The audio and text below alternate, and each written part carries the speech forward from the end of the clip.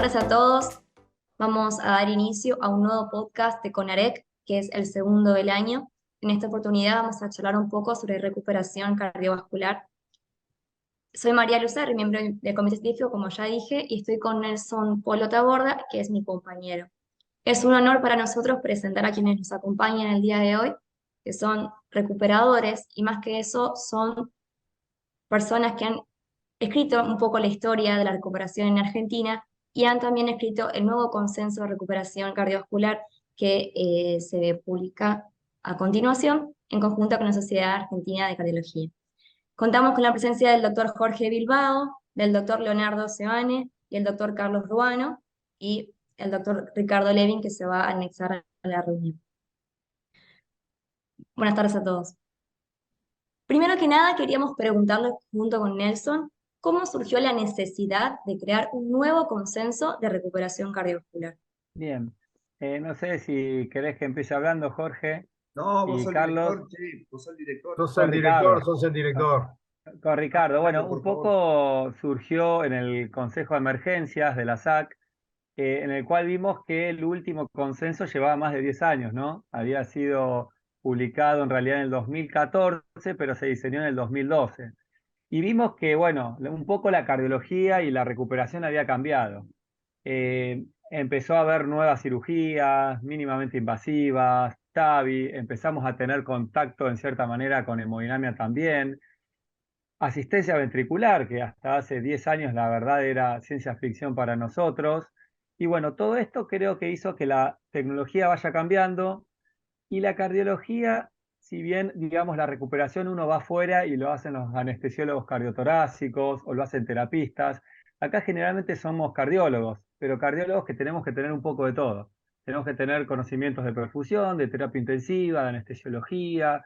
Realmente creo que es una rama multifacética. Realmente tenemos que saber un poco de todo y me parece que no hay por ahí una norma clara o protocolos claros. Es por ahí muy empírica, ¿no? Si uno va a, no sé, enfermedad coronaria, tiene muchos trabajos randomizados, aleatorizados, bárbaros, y uno va a la RECU y la mayoría de los niveles y clases de recomendación empiezan a ser C, ¿no? 2AC, 1C, realmente tenemos poca evidencia.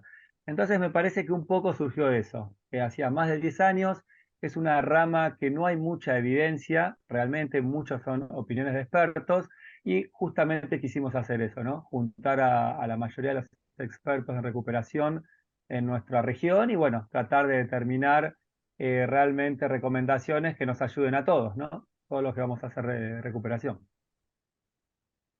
¿Y cuándo vamos a contar con el nuevo consenso? Así lo Bueno, disfrutamos. bueno, esta semana nos mandaron la prueba de galera, estamos con lo último, digamos, lo que son todo lo que es la edición, así que yo estimo que el mes que viene o en un mes y medio yo creo que ya va a estar publicado en la revista Argentina de Cardiología. Así que ya estamos. Ya estamos, sí, sí, lo presentamos en el año pasado en el Congreso y bueno, la edición a veces lleva un tiempito y bueno, estamos con la prueba de galera, o sea que en poquito, yo creo que en un mes o un mes y medio máximo. Bueno, vamos a hablar un poco del preoperatorio, ¿sí? Las cuestiones que hacen la preparación del paciente para que llegue en las mejores condiciones a la cirugía. En cuanto a la medicación prequirúrgica, respecto al IECA y a los ARA2, está descrito que su utilización en el preoperatorio aumenta la incidencia de la vasoplejía. Hay algunos centros donde se suspende 48 horas previos y en algunos no. Yo quería saber cuál es su postura respecto a esto. Miren, yo lo saco en April y el ¿Ah? valsartán y la amlodipina, porque es verdad, están más vasopléjicos, sobre todo los priles, porque en April ustedes saben que inhibe la angiotensina 2, la producción, pero también favorece las bradykininas. Y la verdad que uso menos noradrenalina cuando le saco en el April, lo hago con el valsartán y lo hago con la amlodipina. Con los tres lo saco. Nunca saco el betabloqueante porque si no después se te fibrila.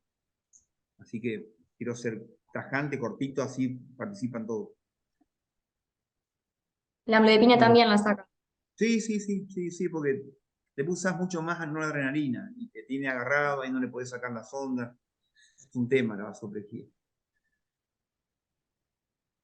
Perfecto. Doctor, siguiendo con esa línea de pensamiento, en donde usted comentaba que el beta bloqueante no lo suspendía en su práctica habitual, y teniendo en cuenta la prevención de la FA postquirúrgica, queríamos consultarle si no considera dentro de las posibles opciones el aumento de la incidencia de síndrome de bajo volumen minuto, teniendo en cuenta el uso o la no suspensión del beta bloqueante. No, Contesten chicos y si no, yo. No, yo no, en realidad, tengo más bajo, alto volumen minuto, porque si bien está bloqueado el receptor, se te va a fibrilar y entonces después tenés el bajo gasto más aspiración auricular, lo tenés que anticoagular. La verdad no tengo problema. Sí me cuido con algunas cosas, por ejemplo, cuando hablo con el cirujano, que a veces no le gusta y otras veces sí, la aspiración auricular y el bajo volumen minuto tienen que ver mucho con el tiempo de bomba. Entonces yo le digo a Bacarino, por favor, Guillermo, hacela más corta y a casa. No hagas nada que prolongue la cirugía, porque independientemente, hay veces que el cirujano opera lo que tiene que operar y le agrega el cierre de la orejuela y le agrega la ablación a la FA que no había que hacerle. Entonces yo le digo, en lo posible, no hagas una de más, porque después eso me repercute a mí con bajo gasto, con más FA, pero el beta bloqueante no lo saco, porque si no se te fibrila y tenés otro problema más. Muy bien. Siguiendo con el tema de la FA Sí, postoperatoria. sí. De última, La- si tenés bajo gasto y tenés bloqueados los receptores beta por el beta bloqueante, podés usar milrinona y vas por otro lado. Inhibir la fosfodiesterasa 3, estimulás el MP cíclico y entonces usás drogas beta. Perfecto. además, en los pacientes, ¿puedo? Sí, En por los supuesto. Sí, por supuesto. pacientes que no están en bajo gasto preoperatorio, los beta bloqueantes no han demostrado que generan bajo gasto postoperatorio como factor único, ¿no? Hay una serie de factores. Y lo que dijo Jorge es cierto, el paciente se te fibrila, tiene una disfunción severa, seguramente se va a descompensar. Además, si venía recibiendo beta bloqueantes por el efecto de supresión y el efecto rebote, es muy probable que te dé fibrilación auricular postoperatoria. Entonces, por lo menos nosotros en aquellos pacientes que no requieren una optimización con inotrópicos en la previa, no está bueno suspender el betabloqueante y si está avalado por las guías como indicación 1 de no suspender betabloqueantes en el preoperatorio. No, de hecho, justamente está indicado para la prevención de FA en el postoperatorio.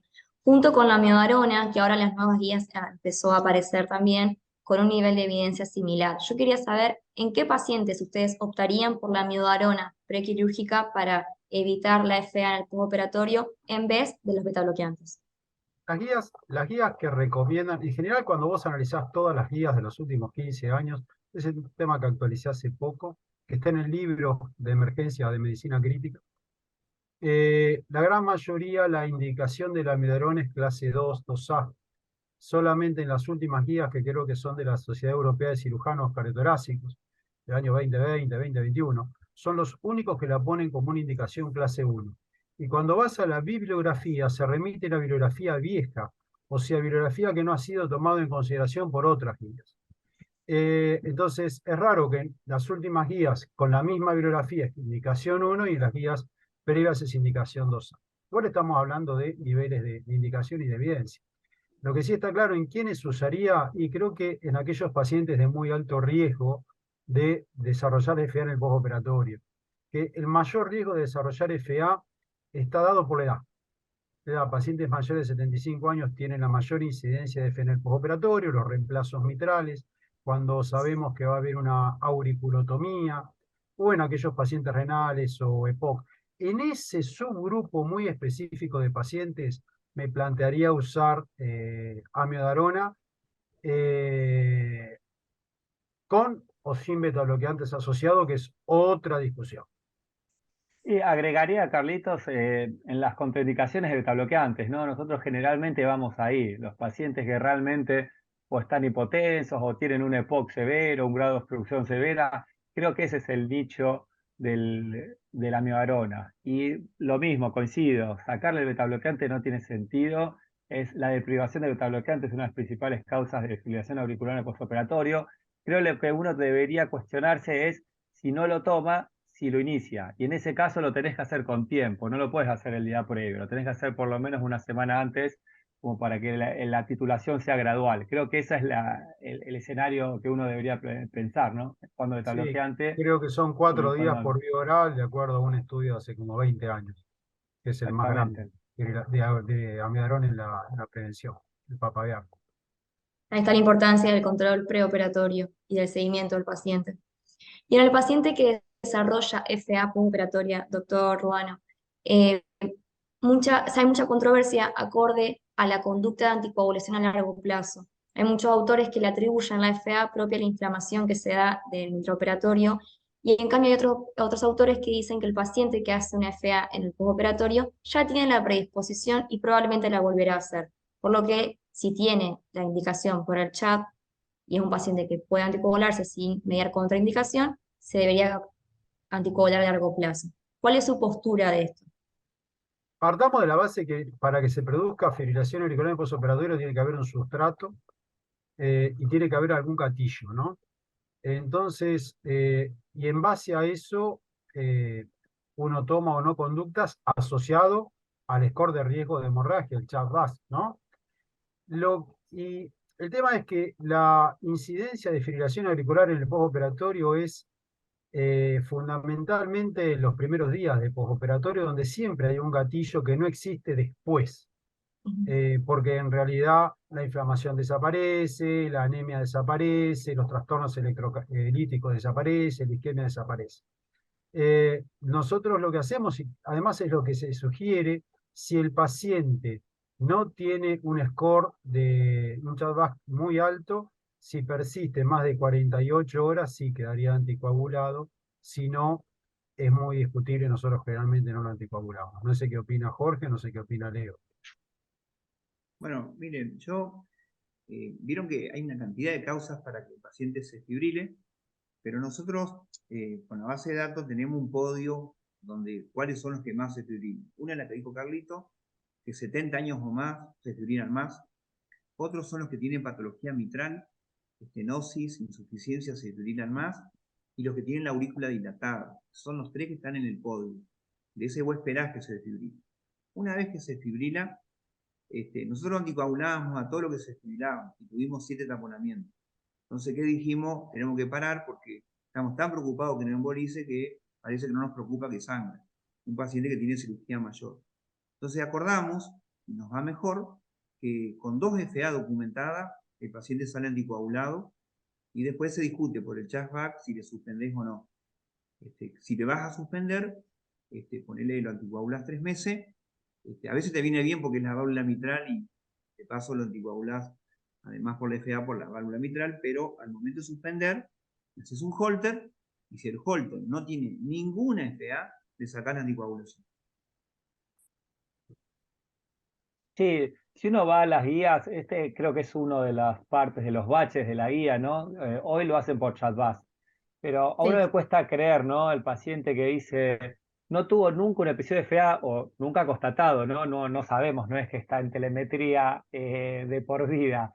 Probablemente el que se fibrila algún hecho, algún episodio haya tenido previamente, pero si solo tuvo un solo episodio en el posoperatorio inmediato en el cual está predispuesto, ¿realmente tiene sentido anticoagularlo de por vida? Y nosotros hacemos, como dice Jorge, hacemos 3 meses, nosotros hacemos un holter más, porque nos gusta, digamos, al mes tener un holter con el antiarrítmico, por ejemplo, amibarona, beta bloqueante, si está con los dos, generalmente se van con los dos, y después le suspendemos la amibarona si es normal el holter, y a los 2, 3 meses, ya un poquito más alejado, volvemos a repetir el holter anticoagulado con beta bloqueante, pero sin amibarona.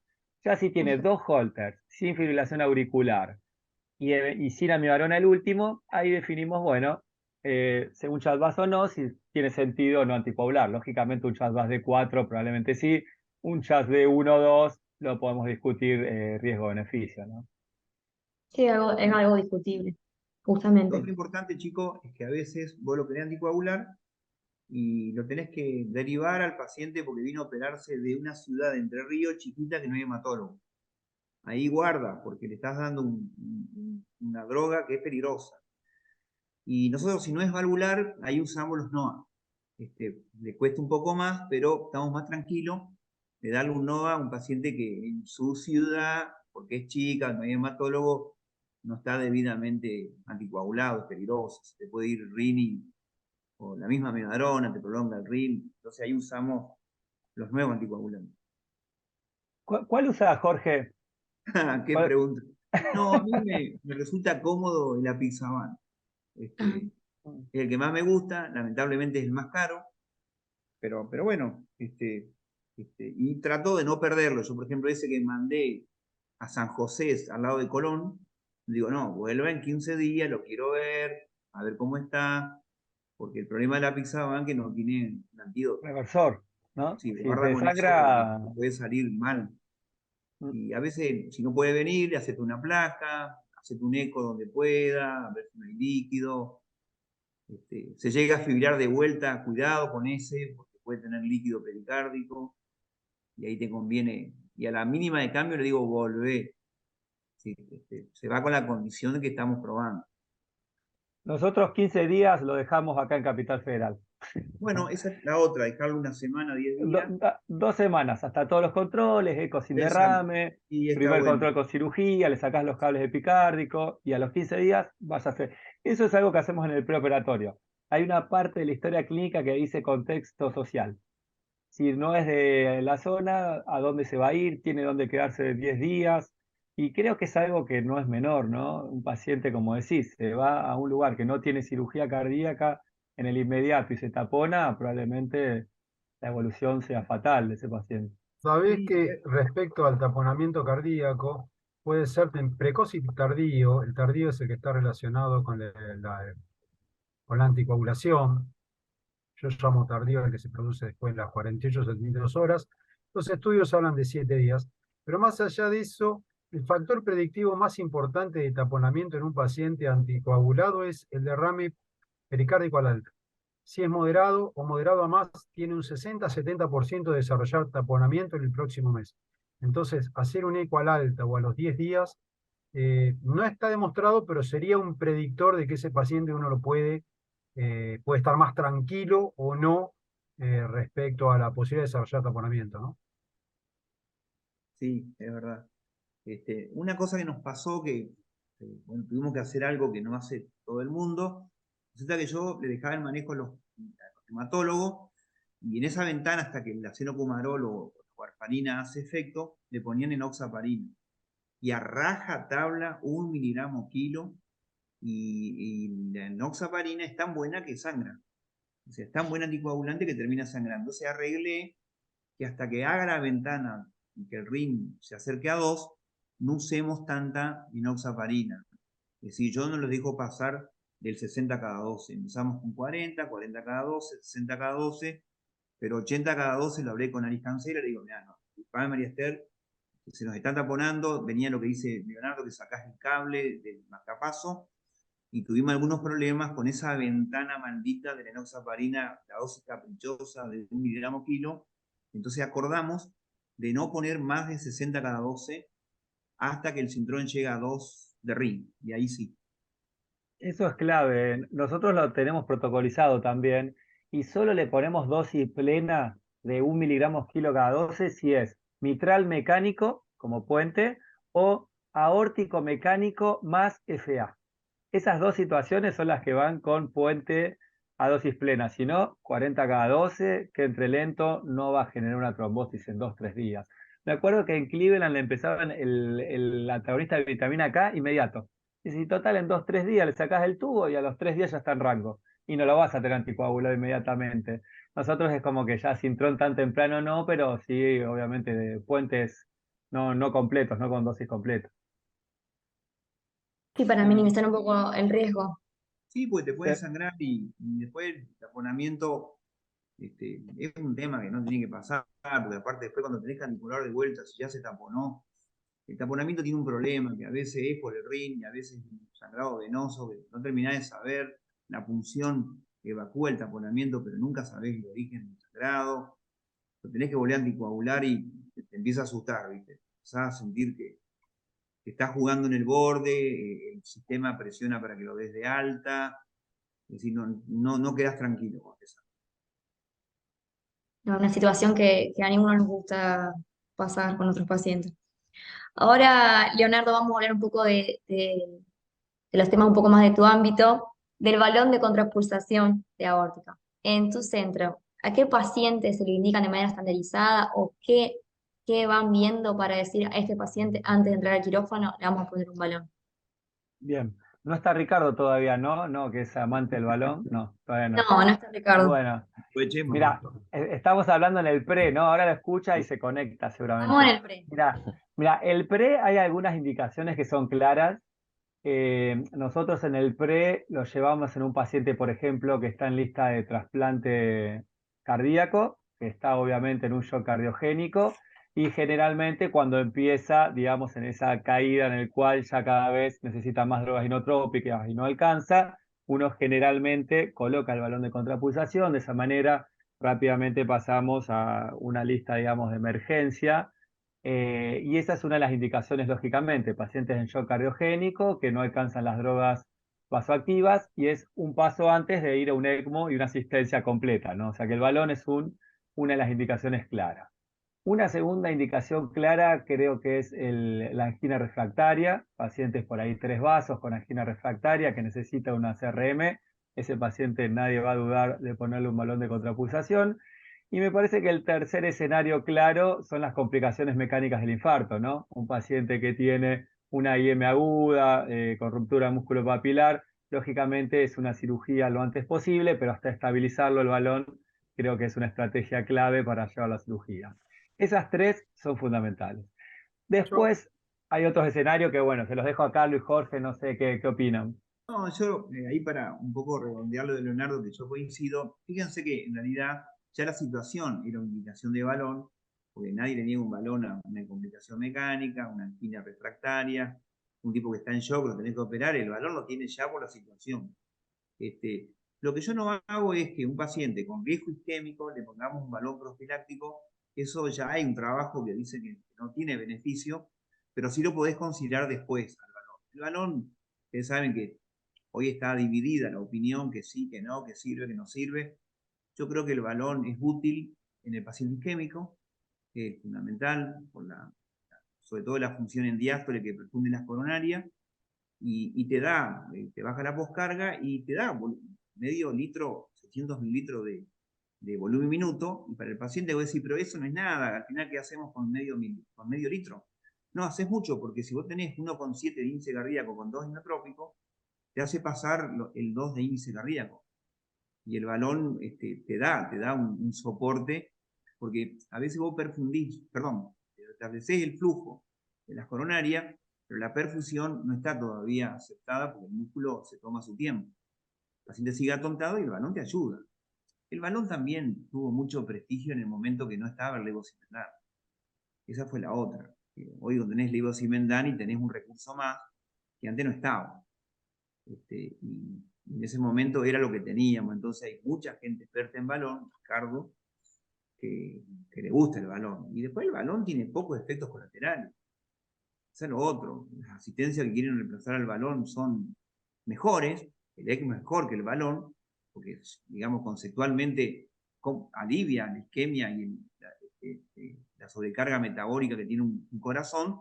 El problema es que tiene tantos efectos colaterales que empieza a empañar el beneficio, pero el balón lo que tiene es que no te trae mayores problemas. Mejoraron las cánulas, también no le vas a indicar el balón a un paciente con vasculopatía severa, pero es un recurso para tenerlo, concreto. Y después, a veces, gracias al balón, también lo estubajante al paciente. Porque tenés un beneficio, un soporte que tenés el soporte del respirador, que no es menor.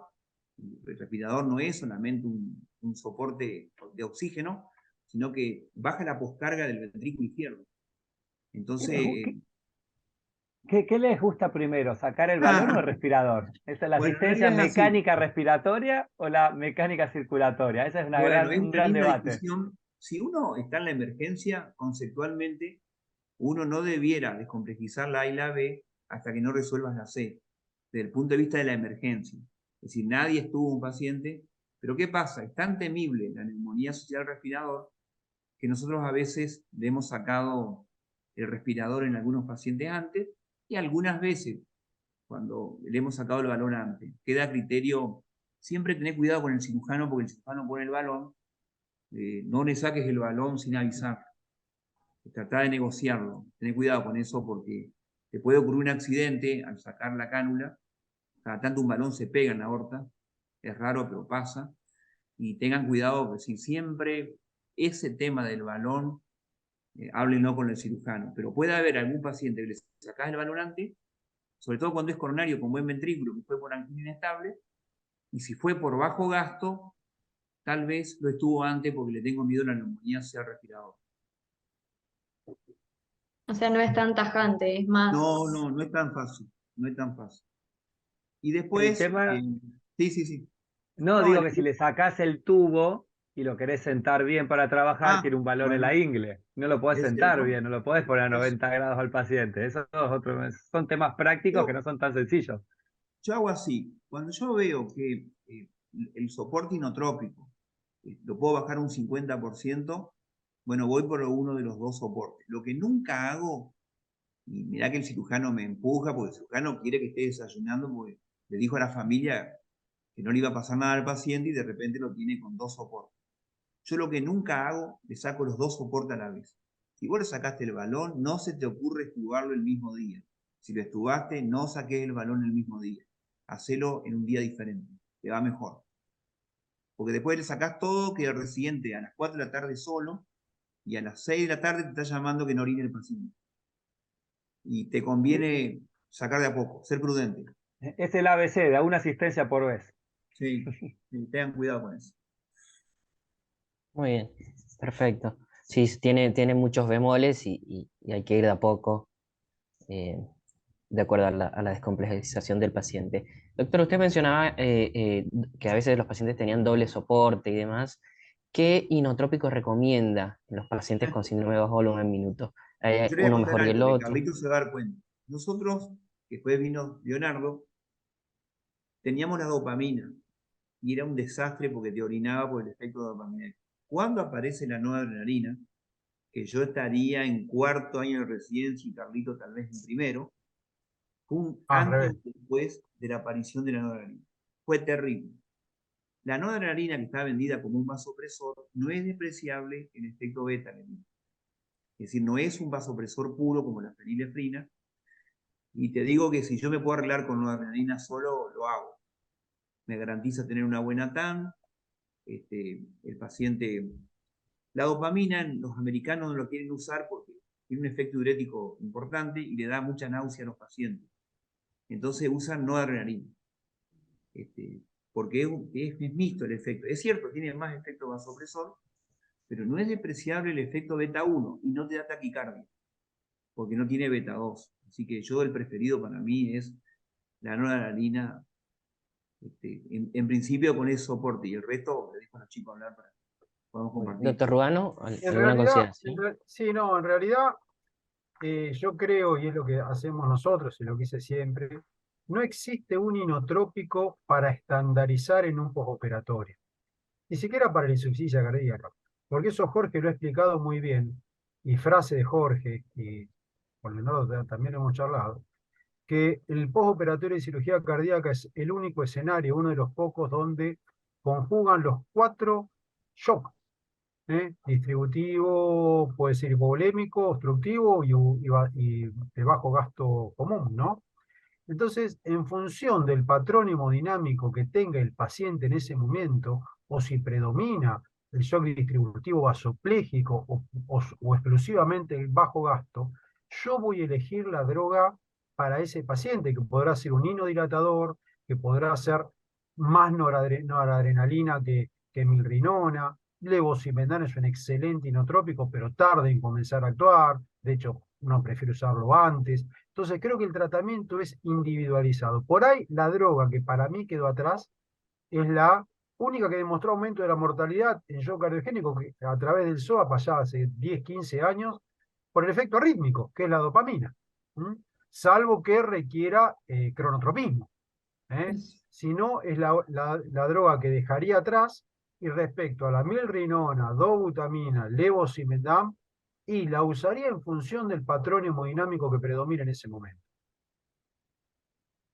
Y ahí Muy la bien. milrinona, Carlitos, creo que si está beta bloqueado, lo elijo por encima de la Claro, dobutamina, si bien sabemos que va a actuar a las 4 horas como mensajero intracelular.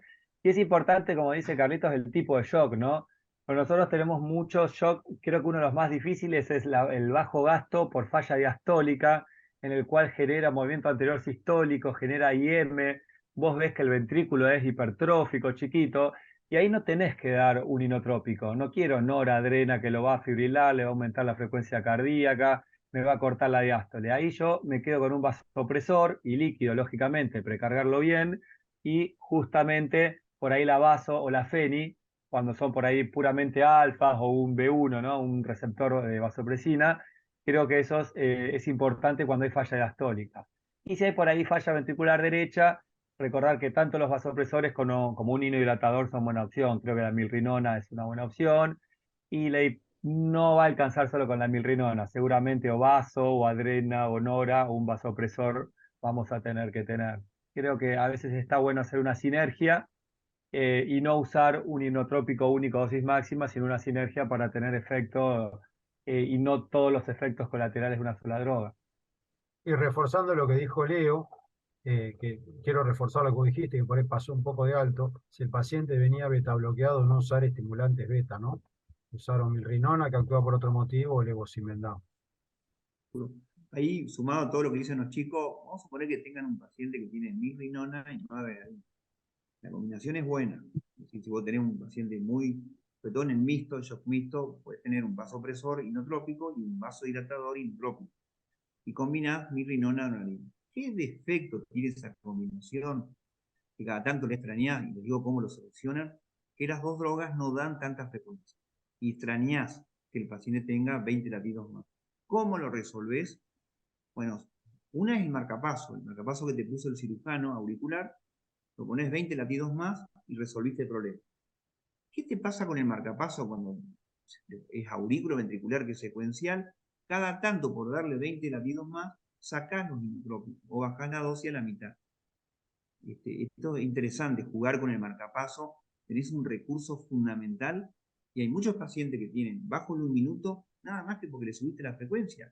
Tal vez el beta bloqueado, que vos estás chocado y estás 70 por minuto y vos decís necesito 20 latidos más, lo resolvés con el marcapaso auriculoventricular y tal vez esta combinación, que los dos eran buenas, que pueden adolecer la falta de frecuencia, lo terminás resolviendo con el marcapaso. El Bien. marcapaso es clave, Sí, es profilaxis de fibrilación auricular, el marcapaso vía sí. auricular.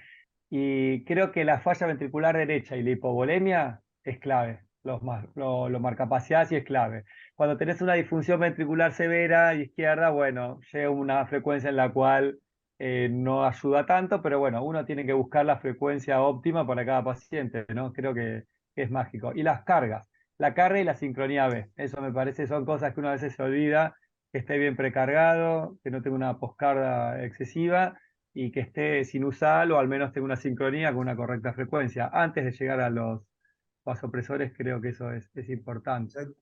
Interesante porque ahí lo que decía Leonardo es que vos cuando das una clase volumen minuto te acordás de la precarga, la poscarga y el dropismo, pero qué poco se menciona la secuencia B, que te ayuda un marcapaso, muchísimo. Lo que pasa es que eso no lo tenés en la unidad coronaria, pero tenés el recurso marcapaso del cirujano, que es buenísimo, sobre todo ese paciente que no le puedes sacar la adrenalina, le diste 20 latidos más y le sacaste la adrenalina. Y a veces no tienen bradicardia, es una bradicardia relativa. Está a 60, 65 y a 80 está mucho mejor y a 90 mejor aún. Siempre y cuando es mejor tenerlo nada ahí, ¿no? Porque a veces Claro. por darle frecuencia lo estimulas muy rápido, el PR se prolonga y terminas haciendo un secuencial con QRS ancho, entonces les das sincronía B, pero le das disincronía interventricular. Entonces siempre es importante setear una B bien largo y tratar de que sea ahí con conducción anterior conservada. Ese paciente es clave. Si tiene falla derecha o hipovolemia, le sacás las drogas. Perfecto. Conceptos muy claros. Enfocándonos un poquitito más en el postquirúrgico y yendo un poco más hacia lo que está planteado en el consenso que se va a publicar y yendo hacia un tema que por ahí probablemente no se conversa mucho. Queríamos consultar el tema de la analgesia multimodal en el paciente postquirúrgico. ¿Existe algún algoritmo que uno debe usar? ¿Debe seguir el escalonamiento de la OMS? ¿Alguna implicancia de los AINES en el sangrado, en la falla renal? Queríamos preguntar al doctor Seoane qué opinión le merece, que nos puede ilustrar sobre el tema.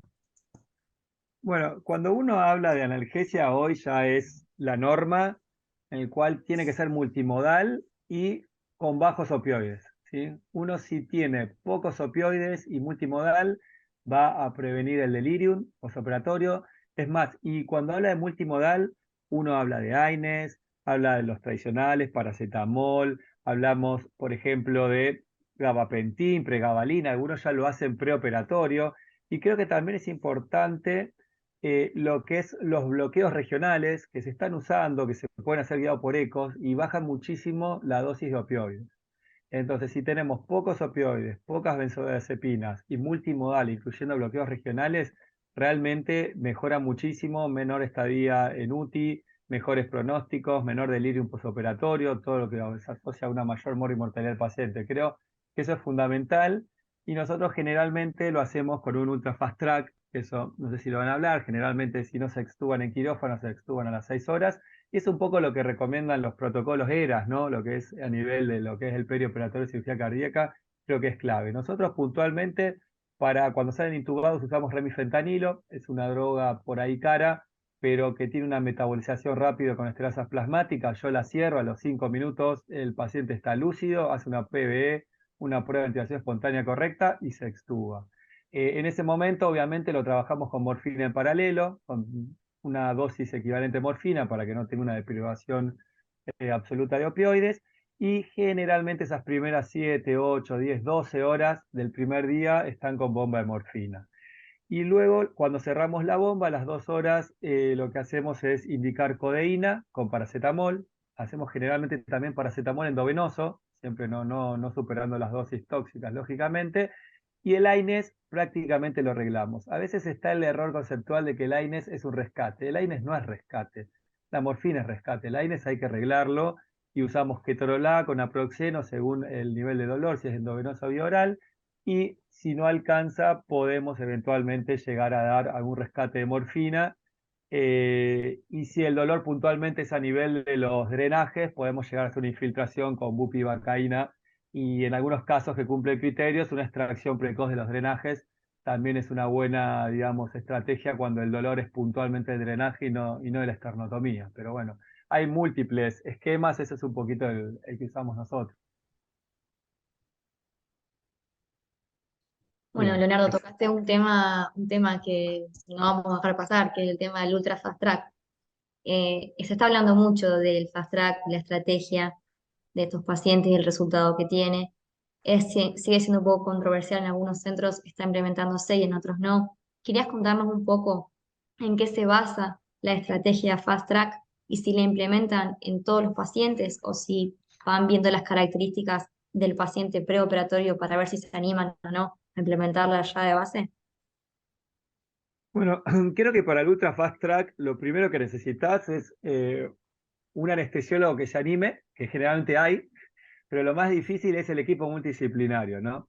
Porque si vos le sacás el tubo, digamos, en quirófano y después la recuperación, vos no estás encima, yo a veces estoy más cómodo con una, digamos, que esté con el tubo 4 o 5 horitas, que no sangre y se lo saco en terapia, ¿no? Es importante que después la extubación sea dentro de las 6 horas. Eso es clave, porque cuando uno compara, nosotros hicimos un trabajo hace 10 años y vimos que el UFTA, que es, digamos, el Ultra Fast Track, que es la extubación en quirófano, tiene buenos resultados, tiene menor estadía en terapia intensiva, ha tenido tendencia a menor mortalidad, pero tiene que ver con qué se lo compara. Si vos se lo comparás con una extubación dentro de las 6 horas, lógicamente es casi lo mismo, digamos, no hay diferencia. Si vos lo comparás con una extubación a las 24 horas, lógicamente va a tener mayor beneficio. El gol estándar es dentro de las 6 horas, lo que dice el ERAS, y si el paciente cumple todos los criterios, que ya no son por ahí, antes era doble valvular, BI severo, extubamos BI severos, dobles valvulares, bombas prolongadas. Es más, el último Ateneo justamente presentamos un paciente así. 75 años, 120 minutos de bomba, doble valvular, y se extubó y anduvo bárbaro, día 2 pisos, día 5 en la casa. Pero tenés que seguir un criterio y tenés que ser meticuloso y tener un protocolo. Los gases tienen que estar perfectos, tiene que tener una buena salida de bomba, no tiene que ser una salida dificultosa de bomba, tiene que tener pocas dosis inotrópicas, y cuando lo recibís en RECU, generalmente es difícil porque tienen cierta hipercapnia y puede ser por dolor o porque está dormido. Lamentablemente el tratamiento de uno es justamente lo que no queremos en el otro, ¿no? Porque cuando está dormido tratamos de revertir un poquitito de analgesia, cafeína, plumacenil, naloxona, y empieza con dolor.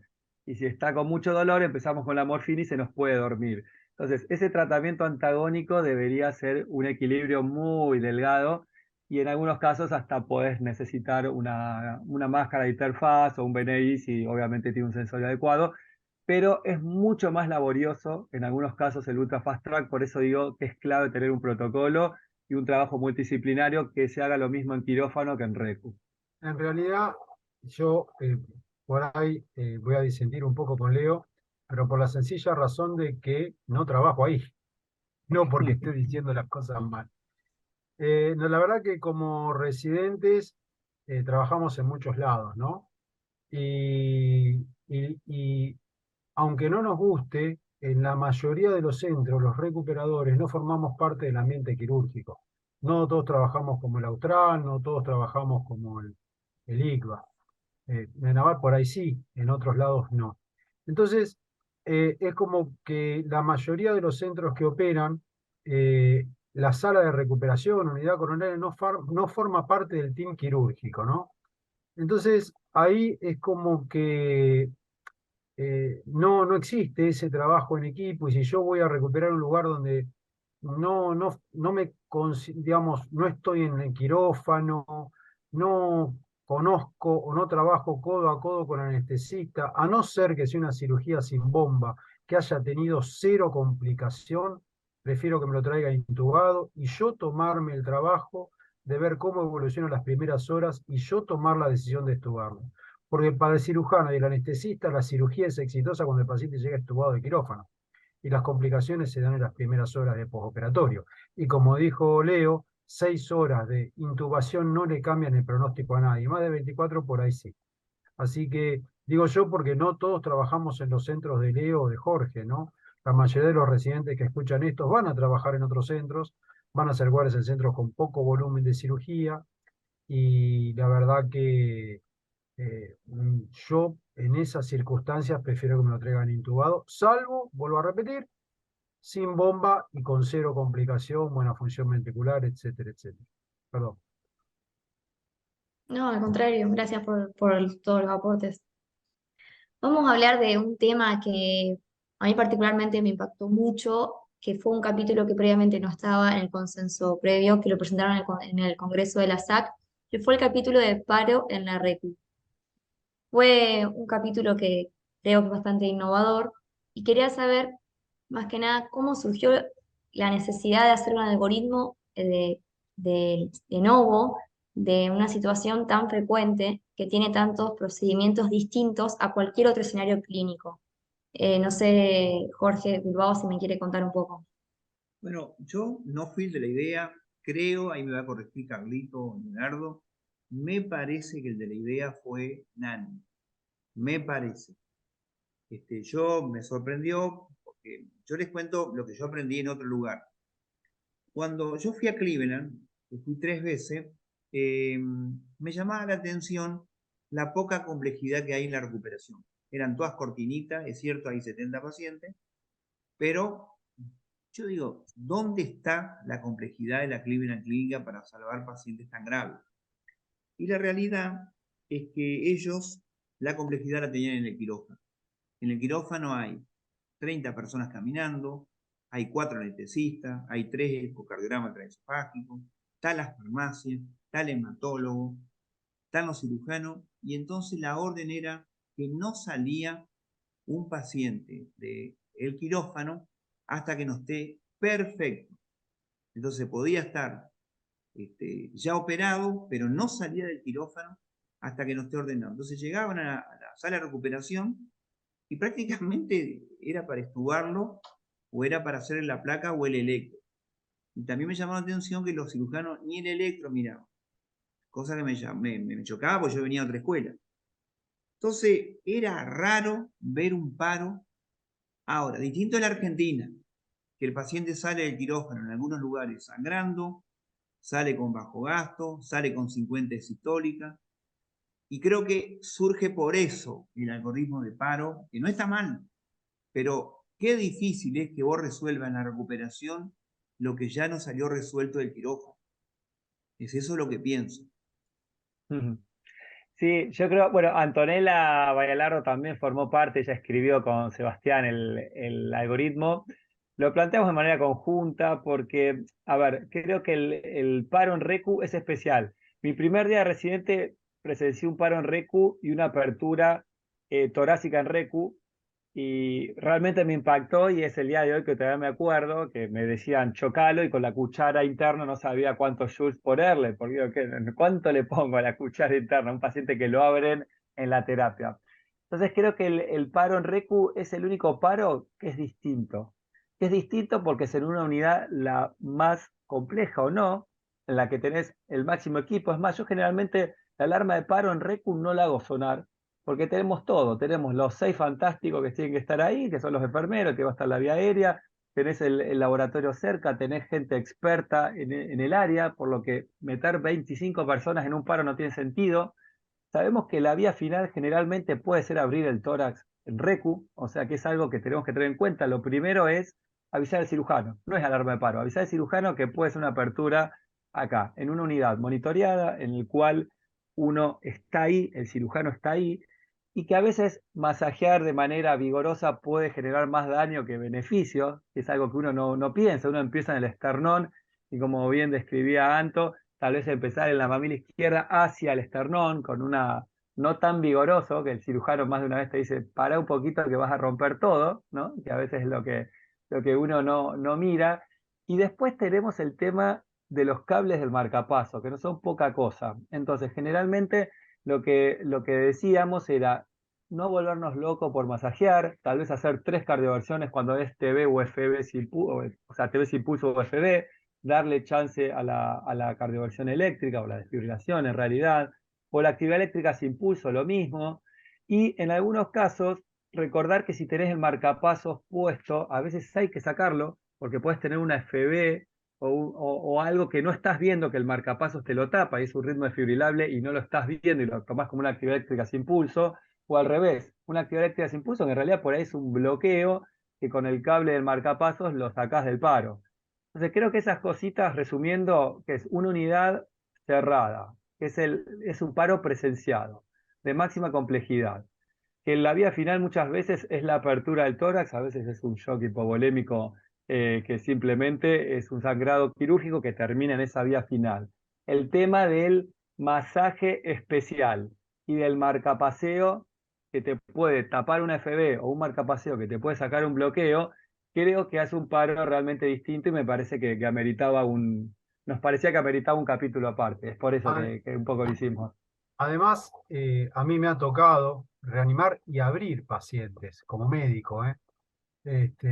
Y la verdad que tomar esa conducta quirúrgica para un cardiólogo clínico, porque los recuperadores somos cardiólogos clínicos, es difícil, aparte es en segundos. Y también está basado en estudios previos que dicen que una cuarta, una tercera parte de las muertes, digamos, de los paros súbitos, inesperados, no sé si se puede decir inesperada la palabra, se producen por causas quirúrgicas, taponamiento. Y es lo que vos podés cambiar reabriéndolo. A mí me ha pasado de reabrir el pecho e inmediatamente retoma presión y ritmo.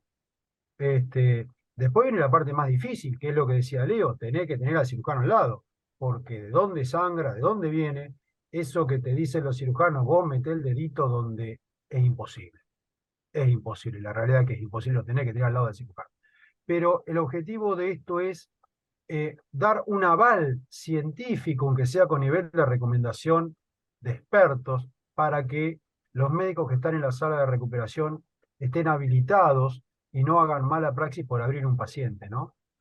Creo que eso fue un poco, y aparte porque es totalmente distinto, como dijo Leo. ¿Mm? Y Una creo que cosa hay de- dos cosas que tenemos que tener, perdón, Jorge, en el paro, que es el eco, muchas veces el taponamiento lo vemos con el eco intraparo, y la caja de apertura torácica. Toda Sí. recu, yo llego a una recu y digo, ¿dónde está la caja de apertura torácica? Obviamente tenés que tener un cirujano también, ¿no? Porque si empezamos a ir a quirófano, ¿dónde está la caja? ¿Quién la tiene? Los paros no pasan a las 2 de la tarde, pasan a las 2 de la mañana. Entonces, lamentablemente, el universo generalmente se alinea para que el paro y la emergencia y el shock refractario, o sea, los ECMOs y las aperturas de tórax son de noche generalmente o fin de semana. Entonces creo que es importante tener la caja de apertura cerca y saber dónde está sobre todo, ¿no? Eso que dice Leo Ah, me pasó a la noche, por supuesto, una mujer joven, no voy a decir el hospital, hasta que vino la caja y la abrí. Por supuesto, apenas se abrió, recuperó pulso, pero quedó con encefalopatía anóxica. Fue lo que tardó en venir la caja. No es un dato menor, parecen datos menores, pero no lo son. Una cosa quería decir que va a contribuir a esto, que a veces tiene que ver con el paro, que los chicos se van a dar cuenta que esto pasa. Hay un momento en el quirófano, que es cuando termina, que va a venir el camillero a trasladarlo, que da la sensación que el paciente no es de nadie. Es decir, hay un momento, es un instante, pueden ser 3, 4 minutos. Y no es menor el traslado del paciente, que el cirujano está exhausto, el anestesista ya terminó la anestesia, y al momento de llevarlo, no deja de ser peligroso. Cuando llega, están todos enredados los cables. Ustedes deben tener la imagen de que el enfermero está desenredando los cables con el marcapaso, con... Bueno, todo ese momento es peligroso. Y nosotros quisimos que el enfermero que lo va a recuperar, lo mandamos al quirófano media hora antes de terminar, para que ya se haga cargo del paciente y no enredar tanto, y sacarlo un poco más ordenado. Y después una cosa que vi ya en hospitales nuevos, que el quirófano tendría que estar en la misma área que la recuperación. Es complicado traerlo del primer subsuelo al cuarto piso. En las construcciones edilicias de los nuevos hospitales ya se plantea que el quirófano, la UTI, la UCO y la sala de hemodinamia tendrían que estar en el mismo piso para que no pase esto, porque se te puede parar también en el ascensor. De hecho, en Cleveland Clinic, que estuvo Leonardo, en el ascensor está el desfibrilador. Hay un desfibrilador pegado en la pared. Pero aún así es peligroso el traslado. El traslado es un tema que tal vez lo tendríamos que abordar en algún momento. Nosotros tenemos una puerta que nos separa y a veces hay tanta diferencia en esa puerta de un lado de la puerta y del otro lado de la puerta que no debería existir.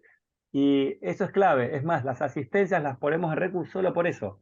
Se complican, cruzamos una puerta, estamos en quirófano. No hacemos, y los shock refractarios o shock que ya tienen un SCAI C, muchas veces los dejamos en recu solo por si van a asistencia y tener que cruzar la simple puerta que nos conecta con quirófano. Y aún así, porque hemos tenido traslados complicados, usamos monitor de traslado. Uno dice, ¿para qué monitor de traslado? 5 metros. No, no importa. Esos 5 metros pueden ser fatales para un paciente. Así que vamos con el monitor, tenemos monitores chiquitos que miden la SATU, le ponemos, tenemos electro, tenemos TAM, electro y saturación. Lo básico. Y con eso, aunque sean 5 metros, una puerta, lo tenemos monitoreado en ese limbo que el paciente no es de nadie y es de todos, ¿no? Como contaba Jorge, creo que no es menor el traslado. Siempre es Y un complejo el aspecto, traslado. y un aspecto que está va a estar en las guías que se van a publicar es la técnica de masaje, ¿eh? Tomando el corazón por la punta, y jamás flexionar los dedos, ¿no? Para no perforar el corazón. Es una técnica muy particular y distinta, bueno, que la leerán en el consenso cuando salga.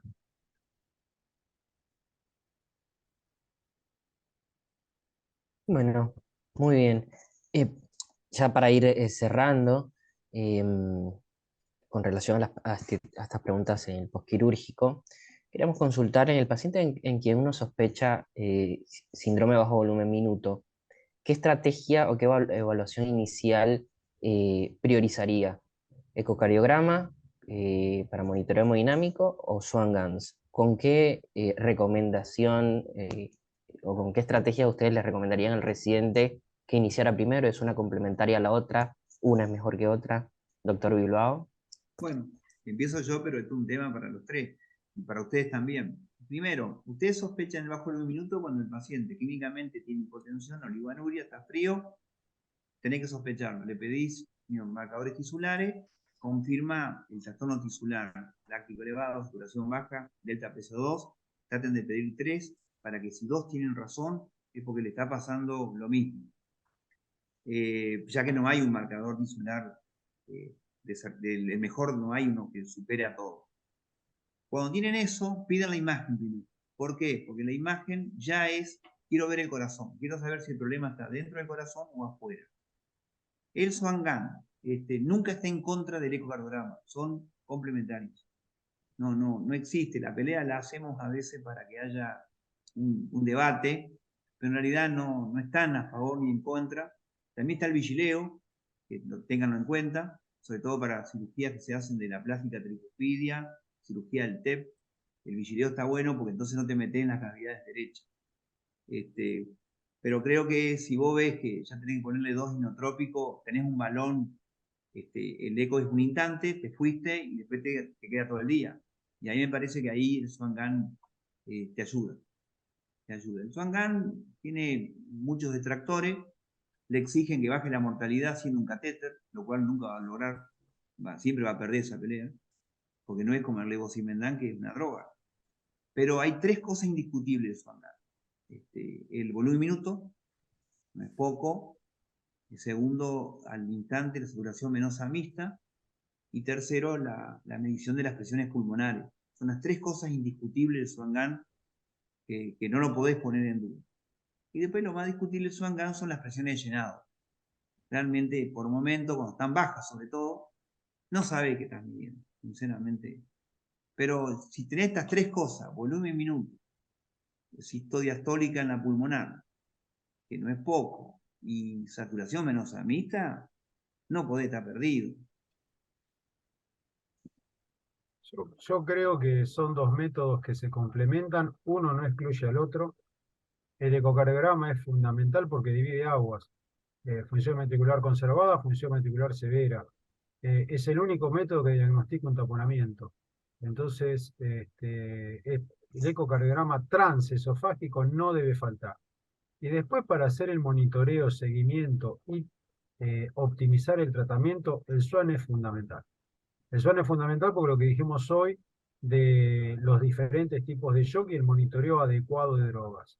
Y lo que también es fundamental, y ese es el gran problema que tenemos, es el escaso conocimiento o la muy mala interpretación que nosotros hacemos, que el mundo hace del SWAN.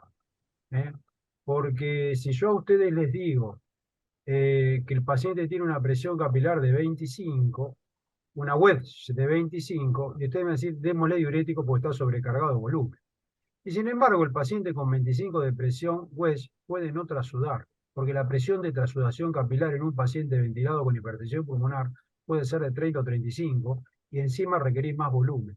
Ese dato es un dato ejemplo de lo poco que sabemos y lo inadecuado que es la interpretación del SWAN por parte de los profesionales. Hay muchos trabajos que se refieren a eso. Entonces, el mayor tema del SWAN son 2. Primero, que parte de principios físicos para trasladarlo a un modelo biológico que es el ser humano. Y segundo, la mala o inadecuada interpretación de los valores del SWAN. Perfecto. Bueno, muy bien. Ya Una estamos. cosita, si Leonardo Sí, nos va a sí, agregar doctor. algo. Leonardo, no, una cosa, Carlito, que es clave. El Swan-Ganz tiene un problema con los síndromes obstructivos. El taponamiento no puede estar con las funciones, que más BD, que izquierdo, que el ICDE, que el ICDD. Hacer una imagen, descartarme el taponamiento, porque gente, el cirujano tiene que ir a operarlo. Y lo otro, el Swan-Ganz guarda con la función al tracto de salida, y ahí no hace diagnóstico. Es más, te confunde. Peor todavía. Si la presión es alta, cuando tenés que pasarle volumen y vos le ponés diurético. Todo al revés. Si tenés que sacar un inotrópico, le ponés más inotrópico. Entonces ahí guarda, porque ahí el eco sí es superior.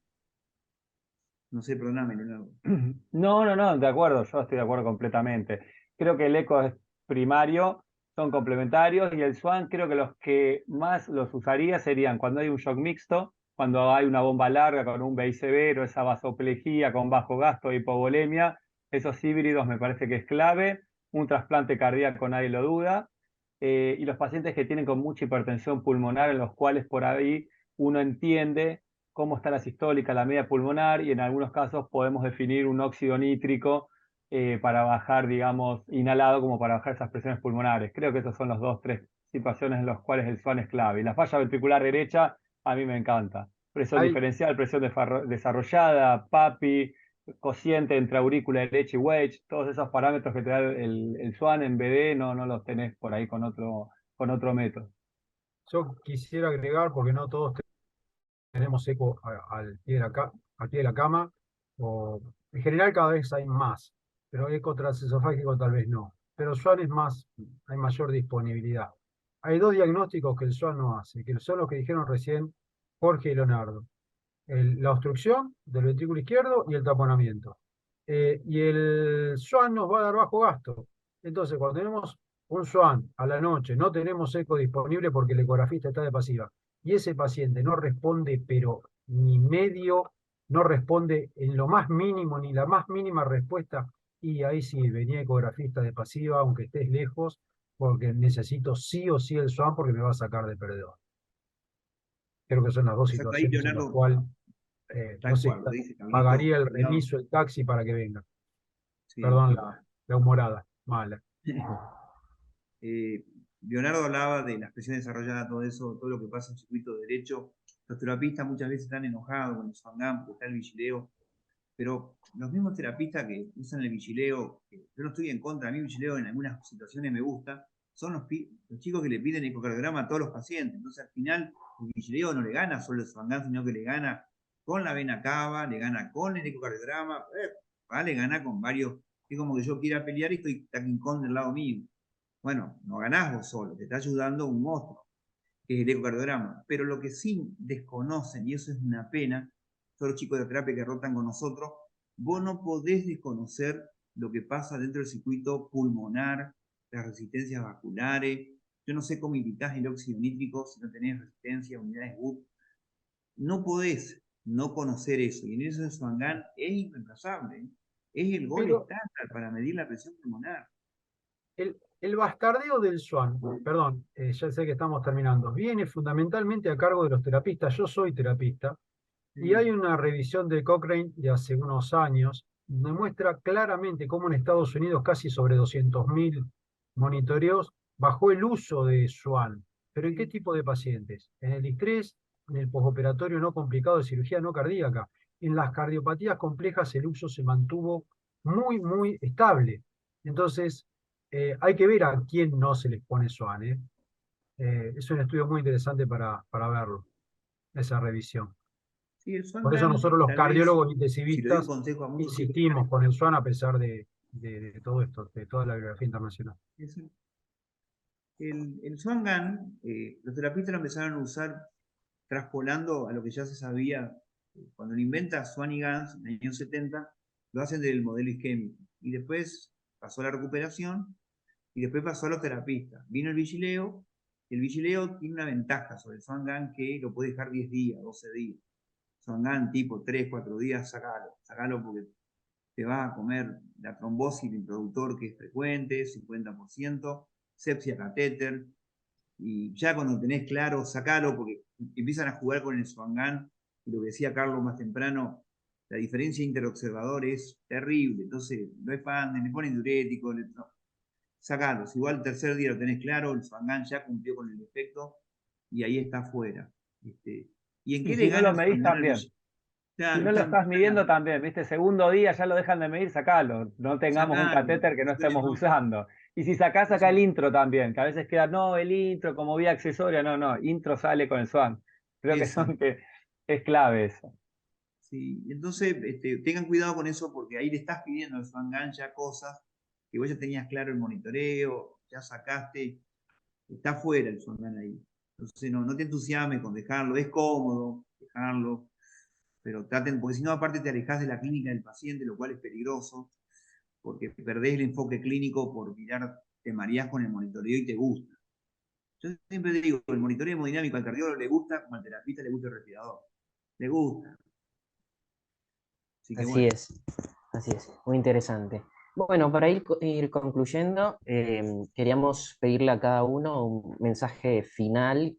¿Qué le podrían decir al residente que se está iniciando en el mundo de la recuperación cardiovascular? ¿Qué mensaje le podrían transmitir como para afrontar este mundo de tantas situaciones cardiovasculares? Doctor Soane. Yo creo que lo primero, que lean el consenso completo, de punta a punta, que lo tengan como una Biblia.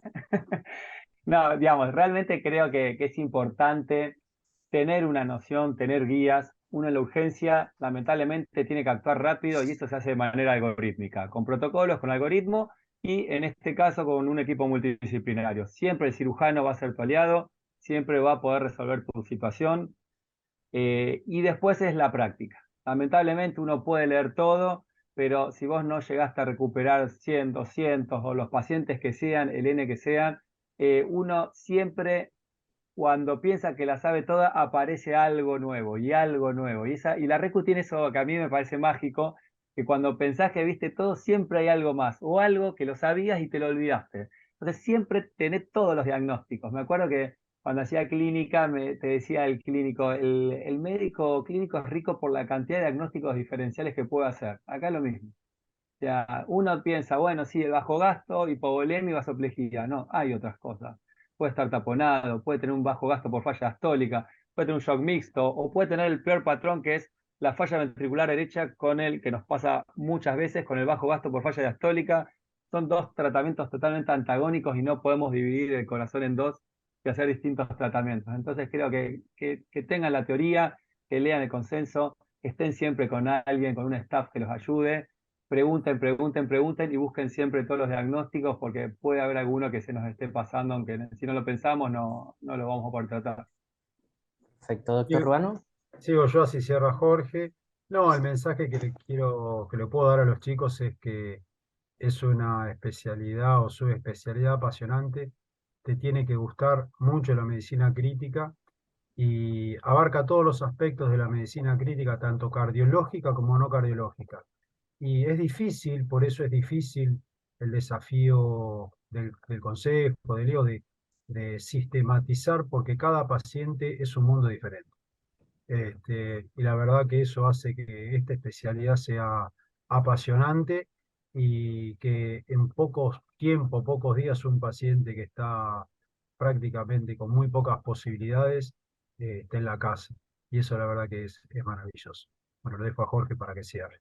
Bueno, yo muy chiquito, chico, en consejo de emergencia, que somos ya un ejército, antes éramos 4 tipos que tomábamos café y ahora son 50, hizo en los últimos tiempos 2 consensos. El consenso de monitoreo hemodinámico, que todos estuvimos implicados, y ahora sale el consenso de recuperación. ¿Y qué les propongo? Aprendan recuperación. ¿Por qué? Porque un recuperólogo bueno puede manejar la recuperación, puede manejar la unidad coronaria y está bastante cómodo haciendo terapia intensiva. Bastante cómodo. Entonces es una forma de laburar. En todo el mundo piden recuperólogos, intensivistas cardiológicos. No es tan difícil irse, si quieren, a rotar o vivir, si sepan esas 3 cosas. El que sabe, no es tan fácil ser un médico de unidad coronaria que maneja una recuperación o una terapia. Pero si vos sos un médico que manejás el crítico cardiológico, guarda que estás cómodo en la unidad coronaria y en la terapia. Perfecto. Muy bien. Muy buenos Muchísimas mensajes. gracias a los tres por la predisposición, por el tiempo y la claridad en la exposición y sobre todo por acompañarnos en esta como en tantas otras actividades que siempre están junto a CONAREC. Y esperamos que así sea, así que seguramente nos vamos a estar viendo en los congresos que vienen posteriormente y por supuesto en el congreso de CONAREC. Muchas gracias.